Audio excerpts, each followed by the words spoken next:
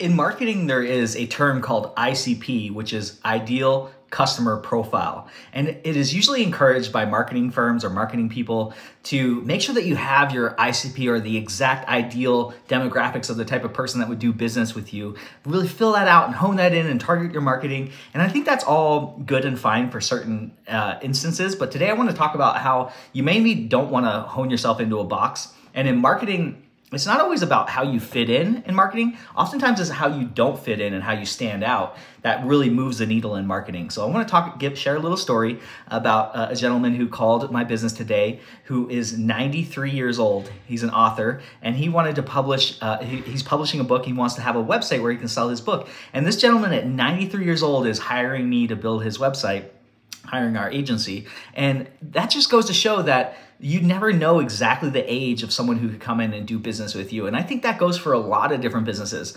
And when you limit yourself, sometimes you alienate certain parts of the demographics. And it can be smart. Like even if you're selling makeup, you think, oh, it's all a female demographic. Well, you never know. Maybe you put a whole male section for people that want to buy gifts. Some men do want to put on makeup. That's in this day and age, not a big deal. And that's something you should still market to. And you shouldn't exclude a whole demographic, age-wise, male, female, whatever. You don't want to exclude a whole demographic just based on what you think is your ideal customer. Now, when it comes to running like Facebook ads or Google ads, yes, you do need to set an ideal customer. That way you're going to get the maximum spend for your money. And you should know who that ICP is, but I'm talking about in your overall philosophy of your business, you don't want to exclude anybody because, I never thought a 93-year-old person would be hiring me to build a website, but look at it. And this person's pretty relatively, actually pretty savvy in the sense that they answer their emails, that he liked the estimate. He's like, let's go ahead and do it.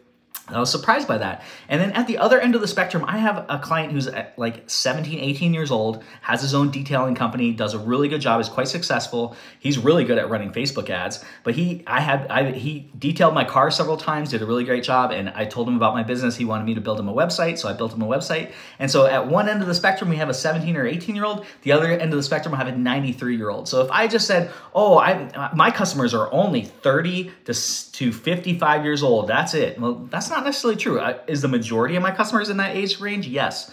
But I'm not going to shoehorn myself in and say that a 93-year-old wouldn't hire me because obviously, as today in the example in the author, that gentleman, he was very ready to do it and he wanted to have a website. He knew the value of the website. I didn't explain it to him. So it's not necessarily generational. You don't try to box your product or your service into into male, female, into age, into categories. Try to expand your marketing and think outside the box. And that's how you can really be successful in your business. And I wanted to share that point today. My name is Schofield with SkyPoint Studios. I run a web design marketing agency and I'd love to help you with your website. I'd love to blow up your business this year. So definitely get a hold of me, comment down below. Tell me what your ICP and how you can think outside the box of what your ICP actually is. I'd love to hear it. Thank you so much, as always, for watching my videos, and I'll catch you on the next one.